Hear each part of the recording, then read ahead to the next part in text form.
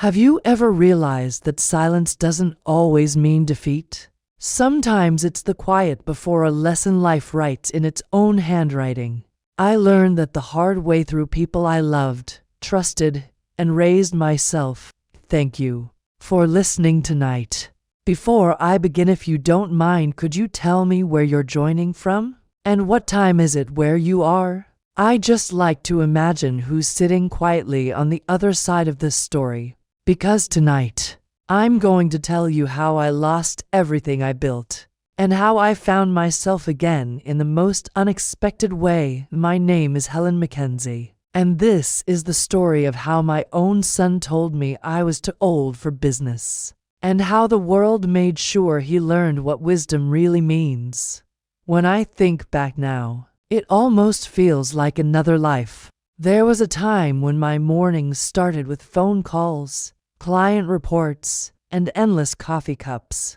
I ran a small consulting firm from home, nothing glamorous, but honest work. I believed that business, like people, should have a conscience. And for years, that belief kept our doors open and our name respected. My son, Adam, joined me straight after university. He was brilliant, charming, and full of that young fire that makes you think you'll never lose. I used to watch him speak to clients fast, confident, convincing. Sometimes I'd smile quietly, thinking, that's my boy. But sometimes I'd catch a flicker of impatience in his eyes whenever I gave him advice. It was small at first, an unfinished sigh, a look away, a smile too polite to be real. He used to say, "Mom, your methods are good, but people want new, fresh, trendy." And I would laugh softly. "Trendy doesn't always mean better, Adam." He'd just grin, "No, but it gets attention."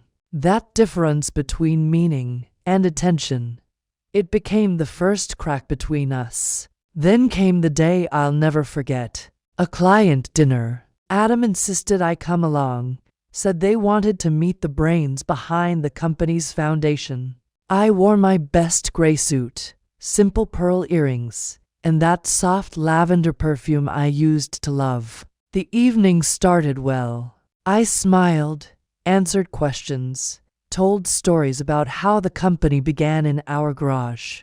But I could sense Adam's discomfort. He kept interrupting, changing topics, pushing the conversation toward flashy new strategies and social media trends. When one of the younger clients said, "Wow, Mrs. McKenzie, you remind me of my grandmother. She's wise like you," I smiled. But I saw Adam's jaw tighten. He forced a laugh, but his eyes said something else entirely: embarrassment. The drive home was quiet at first. Rain hit the windshield like small needles, and the streetlights blurred into golden streaks. Then suddenly, Adam spoke, his voice low, controlled.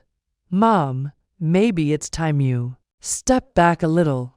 I turned to him. "Step back?" He didn't look at me. "You've done enough. You've built this. But things have changed. Clients expect something else now." I tried to stay calm. "Are you saying I'm in the way?" He sighed. "No, I'm saying your ideas are from another time. You're making us look small."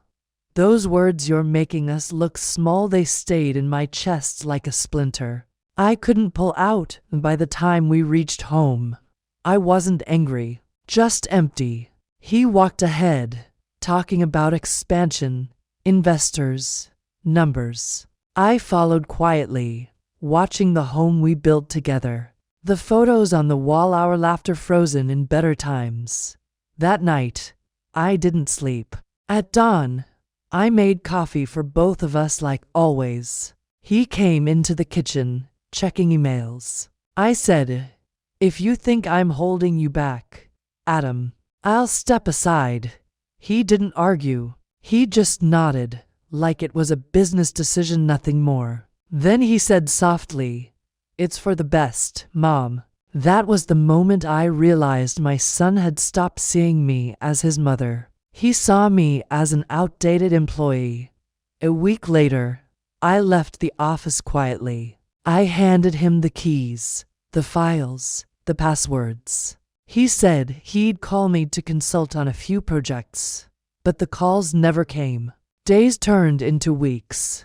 I'd wake up at 6 a.m. out of habit, sit by the kitchen window, and stare at the stack of unused notebooks and business journals. Do you know what it's like to feel invisible in your own life? To have the world move on, while your heartbeat sounds like the ticking of a clock no one hears anymore? I tried to keep busy. I watered my plants, took evening walks, visited the small cafe down the street.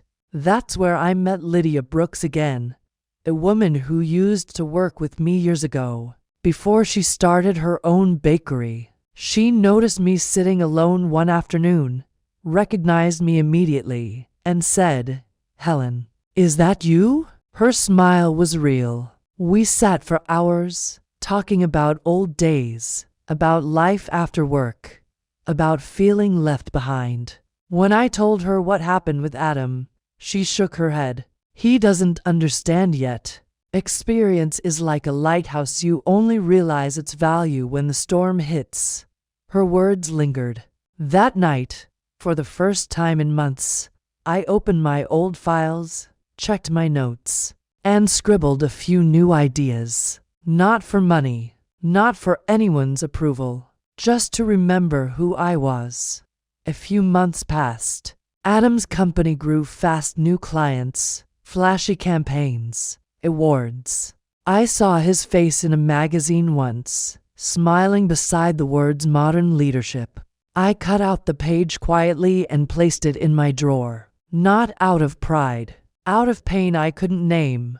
One evening, Lydia invited me to help her with a small workshop for local entrepreneurs. At first, I refused, but she insisted. "Helen, you have more to teach than you think."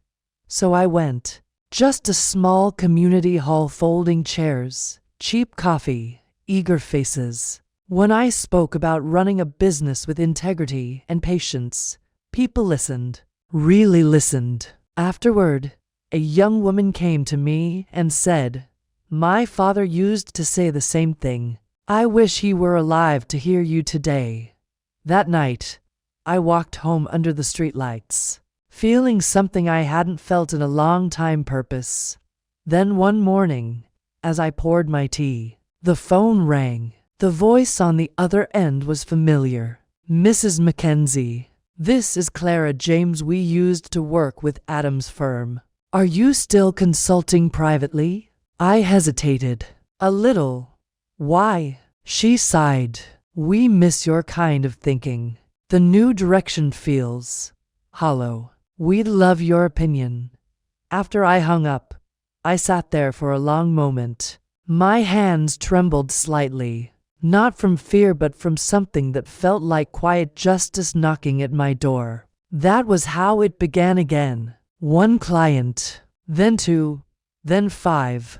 All through word of mouth. No website, no social media. Just trust. Adam didn't know yet, and I didn't plan to tell him. Sometimes silence isn't weakness, it's strategy. And I was only getting started. Would you believe me if I told you that everything I lost was simply being rearranged to return at the right time? That the same son who dismissed my wisdom would one day need it more than ever. But that's a story for another night. For now, this was just the beginning of how a mother started teaching the world again, from the quiet corners her own child left her in. Part O. To have you ever noticed how failure never announces itself? It doesn't knock on your door or leave a warning note. It arrives quietly, often disguised as success. That's exactly what happened to my son, Adam. And to be honest, I didn't feel proud when I saw it begin, because a mother never celebrates her child's downfall, even if that same child once pushed her out of her own story. But before we get there, let me take you back to how my small, forgotten life started to bloom again, without noise, without revenge. just quiet persistence. After that first call from Clara James, more followed. At first, I only gave small bits of advice, marketing angles, branding strategies, customer retention plans, simple things, the kind of wisdom that never goes out of fashion. But people kept coming back. They said my ideas worked. They said my calmness gave them direction. And one day, Lydia, my friend from the cafe, looked at me and said, "You know what, Helen? You're back in business. Whether you admit it or not." She was right. Soon, my small dining table turned into my new office. Stacks of papers, handwritten notes, and a modest laptop that hummed louder than it should. I called it the round table not because it was fancy, but because everyone who came there was treated as an equal.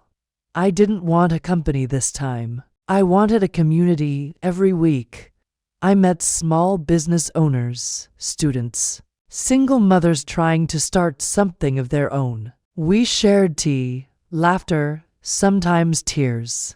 I didn't charge much. Half the time, I didn't charge at all. It wasn't about money anymore. It was about purpose. And slowly, that purpose started creating ripples far beyond what I could see. Meanwhile, Adam's company, McKenzie Creative Group, was booming on the surface. I still read about them in the news sometimes. They'd won a few awards, expanded their offices, even landed an international contract. Every article mentioned Adam as the face of young innovation. But you know how storms start. First, with whispers, then with cracks no one wants to admit are there. One afternoon, Lydia came rushing into my cafe table office holding her phone. "Helen, look at this," she said, showing me a business article. The headline read, "McKenzie Creative Faces Internal Turmoil Amid Client Disputes." I skimmed through it. Unmet deadlines, overpromised results, high employee turnover. I felt my stomach tighten, not from satisfaction, but from concern. Lydia whispered, "He's learning the hard way, isn't he?" I didn't answer, because deep down, I still hoped he'd find his way before it was too late. Weeks turned into months, and my consulting circle grew. One evening, I hosted a free seminar in the same community hall where Lydia had first dragged me months ago. The crowd was twice as big now. I remember standing in front of them, feeling a quiet tremor in my hands, not fear, but awe. I began softly. "People think age takes away your value, but I've learned it only filters what truly matters." As I spoke, I noticed something familiar at the back of the hall. A tall man in a gray suit, standing still. For a split second, I thought my heart had imagined it. But no, it was Adam. He didn't come forward, didn't speak. He just watched. His expression unreadable, part pride, part regret, part disbelief. And when the session ended, he left before I could even walk toward him. That night, I couldn't sleep. My mind played every memory, every word he ever said. The silence after he'd told me I was too old echoed again. But this time, it didn't hurt, it just felt distant. A week later, I got a call. I didn't recognize the number at first.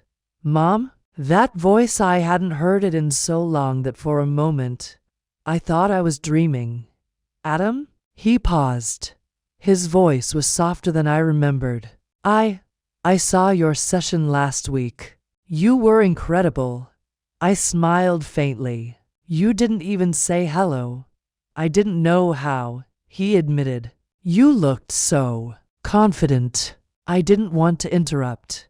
Silence stretched between us. Then he said, almost hesitantly, "Mom, I need your advice. The company's struggling. Everything's moving too fast, and I don't know how to slow it down without losing people." I wanted to say, "You didn't listen when I warned you about this." But instead, I said gently. Why don't you come by tomorrow? We'll talk. When he came over, it felt strange at first. The same son who once pushed me aside now sat across my small dining table, looking tired, older, a little humbled. He glanced around the room at the folders, the notebooks, the teacups. Is this your new office? He asked. I nodded. It's called the Round Table. He smiled faintly. Of course it is. We talked for hours. Not like colleagues. Not even like mother and son. But like two people trying to rebuild a broken bridge, one word at a time. He told me about his investors pulling out, about a big client threatening to sue, about sleepless nights and missed birthdays. I thought being modern meant being right, he said quietly. But maybe I just lost the heart of it all. I looked at him, not as a business owner, but as a man finally facing his reflection. You forgot that people don't follow perfection, Adam. They follow truth. And truth doesn't trend, it lasts. He nodded slowly, eyes glistening. I wish I'd listened sooner. I reached across the table, touched his hand, and said, You're listening now. That's what matters. From that day on, Adam started visiting more often. Sometimes he'd bring lunch, sometimes files, sometimes just silence. We worked together again, but this time, it was different. He didn't instruct. He listened. He didn't rush. He reflected. He restructured his company, slowly returning to the values he once called outdated. He rehired old staff, simplified contracts, rebuilt client trust, and he started crediting me publicly, something he never did before. The press called it the McKenzie rebuild, a story of integrity over hype. And though my name appeared only in the small print, it was enough. One evening, he took me out to dinner, the same restaurant where he once told me I was too old to be part of his world. When we walked in, I felt the same chill in the air. But this time, the story had changed. He raised a glass and said, To the woman who built the foundation I was foolish enough to forget. People clapped softly around us, and I smiled, not out of pride, but peace. My circle, the Round Table, continued to grow. Lydia's Bakery became the official sponsor of our workshops. Young women started new ventures with guidance from the same old ideas the world had dismissed. And Adam, surprisingly, began mentoring startups alongside me. He often said, I learned the hard way that experience isn't slow, it's steady. But the most beautiful moment came one afternoon, when a group of new entrepreneurs visited our session. A young man stood up and asked, Mrs. McKenzie, what's your biggest regret in business? I looked at Adam sitting in the front row, watching me, and I said, my biggest regret was forgetting that silence can be more powerful than argument. But my greatest victory was realizing that love, when it's patient, can rebuild even what pride destroys. The hall went quiet, and in that quiet, I felt everything settle. The pain, the pride, the years we lost, the peace we found. Later that night, as I sat by my window sipping tea, I thought about how strange life can be. The same people who push you down often end up needing the very strength they tried to bury. And sometimes, the sweetest revenge isn't revenge at all. It's redemption. My son didn't just call me mom again. He started calling me partner. And that single word was worth every lonely night I had spent believing I was finished. So when people ask how I turned things around, I tell them this: don't shout when they silence you. Just keep working, one quiet move at a time, because sometimes the loudest victory is whispered. Have you ever wondered what peace really feels like?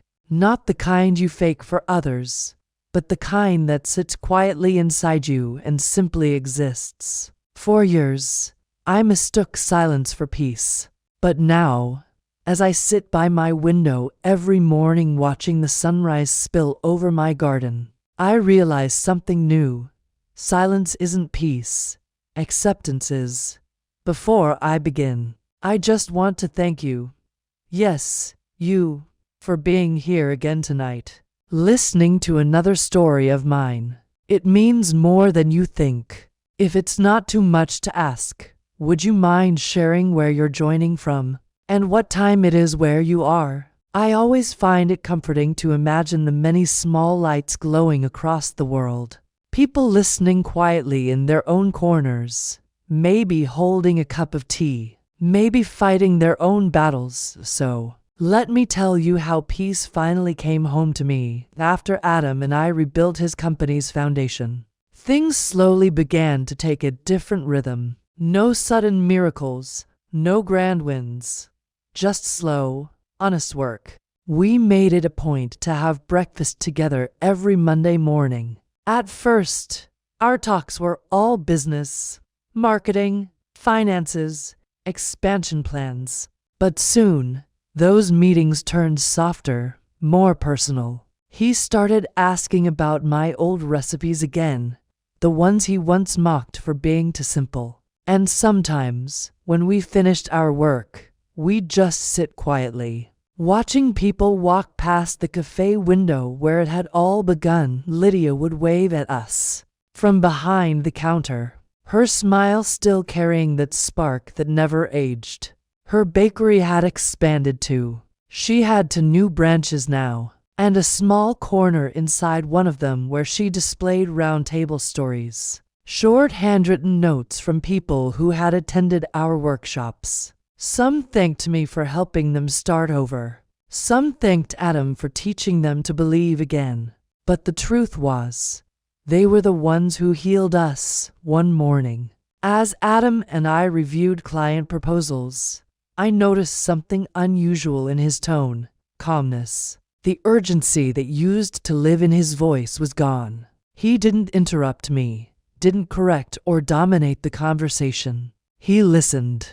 And then, as he closed the file, he looked up at me and said, "Mom, I've been thinking. I want to rename the company." I blinked. "Rename it?" He nodded, a quiet smile forming. "McKenzie Creative doesn't feel right anymore. It was built on ego. I want something that reflects what we've learned, what you taught me." "What did I teach you?" I asked gently. He leaned back, eyes warm. "That the smartest ideas often come from the calmest minds. That age doesn't slow creativity, it deepens it. And that humility isn't weakness." I smiled softly. "So what do you want to call it?" He hesitated for a second, then said, "The Round Table Group." I froze. My throat tightened. He continued, "Because this business wouldn't exist if not for that table. For those evenings when you rebuilt everything from scratch. And because, Mom, you always believed in circles, not hierarchies." For the first time in a long while, I felt tears that didn't sting, just gratitude. Gentle, warm, and full. Months later, the name changed officially. And with it, something else changed in the world around us. Suddenly, media outlets wanted to know more about the Round Table Group, the mother and son duo leading intergenerational innovation. We were invited to speak at conferences, seminars, podcasts. But every time someone asked for the secret behind our success, Adam would answer before I could. "It's not about being young or old. It's about being real." That line became our slogan, and quietly, it became the heartbeat of everything we built.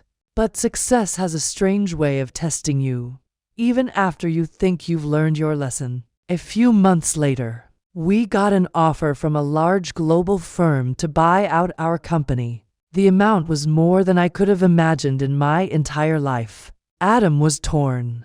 "It's enough to set us for life," he said one night, pacing across my living room. "But if we sell, they'll control everything. the programs, the mentorship circles, even your workshops.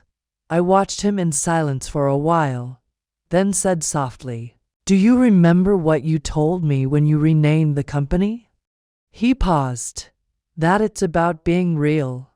Then don't sell it," I said, "because once something real becomes convenient, it stops being true." He looked at me, and for a moment, I saw that same spark I used to see when he was little, when he believed in impossible things. He smiled. "You're right. We're not selling. We're just starting."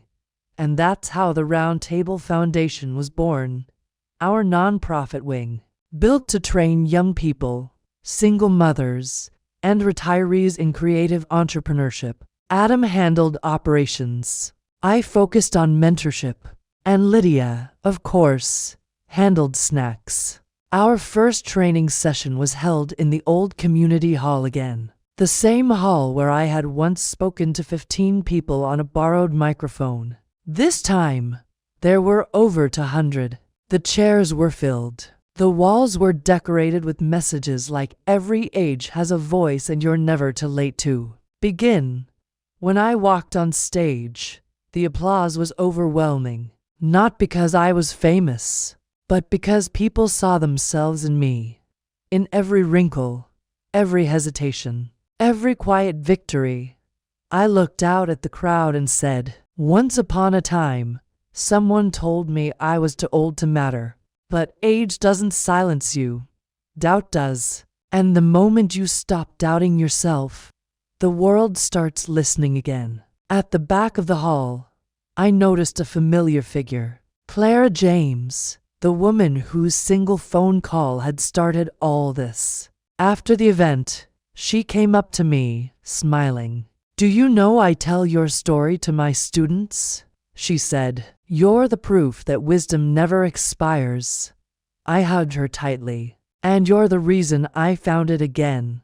Life settled into a beautiful rhythm after that. Adam's company flourished, but not in the way businesses usually do. It grew in heart, not just in numbers. He started mentoring others who had once doubted him, teaching them the same humility he had learned. He built programs for retired professionals, pairing them with young startups to create sustainable ventures. And every time he introduced me at an event, he would say, "This is Helen McKenzie, the woman who taught me that age doesn't limit you, it grounds you." One winter evening, I got a call from Adam. "Mom," he said, his voice trembling with emotion, "I have something for you." He drove over with a small box wrapped in gold paper. Inside it was a simple key. "What's this?" I asked. He smiled.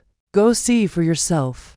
He took me to an old brick building, a few streets away from where it all began. When he unlocked the door, I gasped. It was a training center, beautifully renovated, warm lights, soft music, walls lined with photos of people who had attended our programs. And at the front desk, a small wooden sign read, "The Helen McKenzie Learning Hub for those who refuse to retire from their dreams."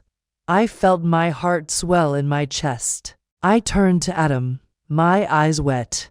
"Why would you do this?" He smiled gently. "Because, Mom, this isn't just your story. It's ours. And I want the world to remember that you didn't just teach me business. You taught me how to rebuild a soul." I pulled him into a hug. And for a moment, it felt like time had folded back on itself. Like every harsh word, every silent dinner, every lonely night had been rewritten into something softer, something worth remembering. Years have passed since then. I'm older now, slower, but strangely lighter. I still mentor once a week at the center. Adam runs the foundation full-time now, with a team that calls him the man who listens. And Lydia's bakery? It's right across the street from our center. We often joke that between her coffee and our wisdom, people leave either full or inspired, sometimes both. The other day, During a session, a young girl asked me, "Mrs. McKenzie, what do you do when the people closest to you stop believing in you?" I smiled softly and said, "You let them go, not out of anger, but so they can learn what belief really means. And when they come back, you meet them halfway, not with revenge, but with grace. Because revenge ends stories. Grace continues them." And as I walked home that evening, the sunset painting everything gold, I realized something. My story didn't end when I was told I was too old. It began there, every time I pour tea at the round table. Every time I see Adam teaching with that same calm tone I once used. Every time a stranger sends me a note saying, "Your story gave me courage." I feel the echo of that night. The night I was silenced by my own child. And the morning I decided to speak without words. Because that's the thing about peace. It doesn't come from winning battles. It comes from knowing you fought them without losing yourself. And I did, quietly, completely, forever.